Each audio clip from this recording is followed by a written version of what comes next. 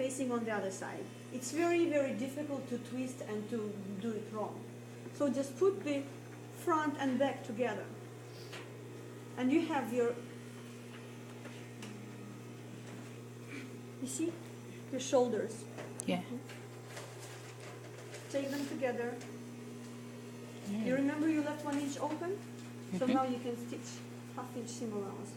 Make sure you align it very good. You can pin if you want, which is better to pin.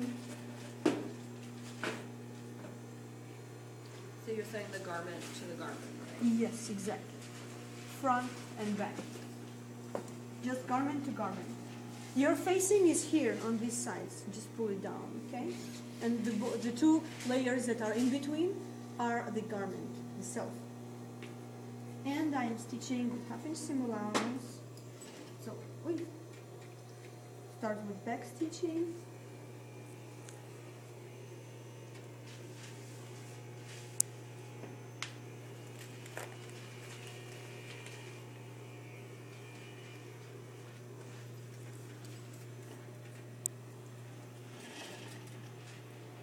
And your shoulder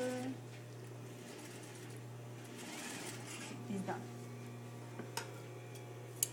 Now, here's what you have. Nice. Shoulder is done on this side, but not on your facing side. So what you're going to do is you're going to reach under the facing, grab both seams like this, both shoulders of the facing, and pull them to the wrong side. And here they are, placed correct side together, ready to be stitched. Did you understand? Yeah. Do you want me to show it? Yes, can you please?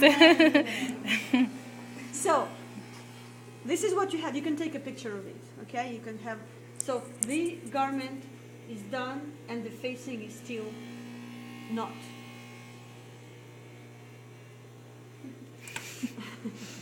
Okay, so again, you reach underneath, grab both shoulders and pull them to the wrong side.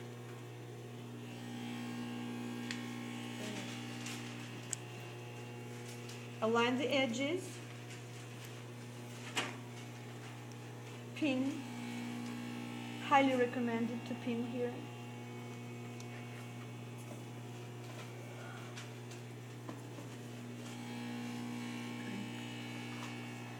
Pin and sew with 1/2 inch seam allowance.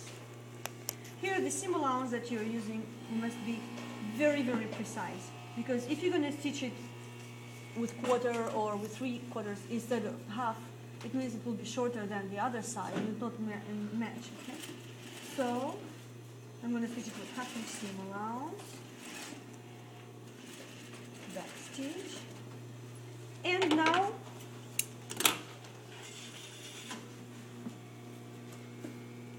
ta-da! My facing is stitched, my garment is stitched, I have holes here. You remember we left 1 inch open? So I stitched 1/2 inch, I stitched 1/2 inch, and now I have 1/2 inch hole here. What I have to do now? So again, I will go inside, I will grab it, and I will pull it onto the wrong side here. And I will pull it more into the shoulder so I can get the seam. Here is the seam, the shoulder. And I will open the seam on one side, open the seam on the other side. I will pull the garment so I don't catch it into the seam. Match the seams perfectly. And you remember, I didn't understitch all the way, so I can actually get and overlap the seam and just continue. I just need to stitch a couple of 1 or 2 inches here. Okay? Do you understand what I'm doing? Yeah. If not, that's okay. I still have another shoulder. And I'll show you again. And so you see what I'm doing? I am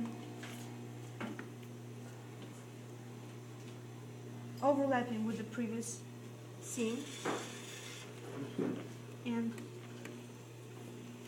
go on and stitch. That's it. You don't need to back stitch, just overlap ½ inch of the seam both sides. Now I will do the other side. I'll make sure that I don't catch the fabric into the seam. Open the seam, match the seam, and finish the neckline.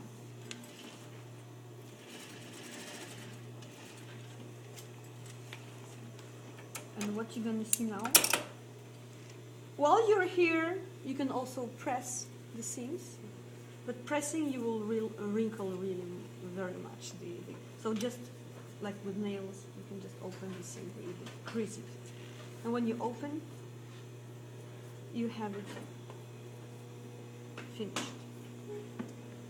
This way, smooth line here, smooth line here. You don't see where it was overlapped or anything. Okay, and this is the best one, the best way to finish shoulders, especially if you work with very slippery fabrics, silk, chiffon, very thin lining and stuff. This is the best way, because when you're stitching the facing to the garment this way, you are sure that it doesn't shift.